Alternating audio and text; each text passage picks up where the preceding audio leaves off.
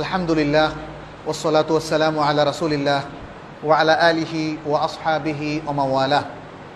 এবারে প্রশ্নোত্তর পর্ব। প্রথম প্রশ্ন হচ্ছে, রুকু পেলে রাকাত হবে কিনা? রুকু পেলে রাকাত হবে কিনা এটা নিয়ে ওলামাদের মধ্যে আমরা দুটো মত দেখি। কেউ কেউ রুকু পেলে রাকাত পাবেন বলে মত প্রকাশ করেছেন, আবার অনেকের মতে এটি শুদ্ধ নয়, কারণ সূরা ফাতিহা তিনি মিস করেছেন। ফুকাহাদের মধ্যে অনেকে সূরা ফাতিহাকে রোকন মনে করেন না, আর বিশুদ্ধ কথা হলো সূরা ফাতিহা হচ্ছে সালাতের রোকন। আমার রেকমেন্ডেশন হচ্ছে, যদি ইমামকে কেউ দাঁড়ানো অবস্থায় পান তাহলে আপনি সূরা ফাতিহাটা পড়া শুরু করবেন, শেষ করা পর্যন্ত আপনি পড়তে থাকবেন। এর মধ্যে যদি রুকু মিস হয়ে যায় তাহলে আপনার সালাত মিস হয়ে যাবে।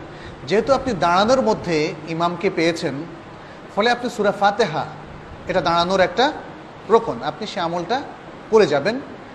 ইমাম যদি রুকু করে উঠে গেল অথচ আপনার সূরা ফাতিহা শেষ হলো না, তাহলে আপনি ওই রাকাত আর পেলেন না। যদিও আপনার সূরা ফাতিহা শেষ হলো, কিন্তু যেহেতু ইমামের সাথে আর রুকু পেলেন না, তাহলে আপনার রাকাতটাও পাওয়া হলো না। রুকু মানে যেহেতু আপনি ইমাম মাত্র রুকুতে যাচ্ছেন, এই অবস্থায় আপনি অনেক সময় পেতে পারেন। তারপরে আমরা রেকমেন্ড করবো আপনি সূরা ফাতিহাটা পড়বেন।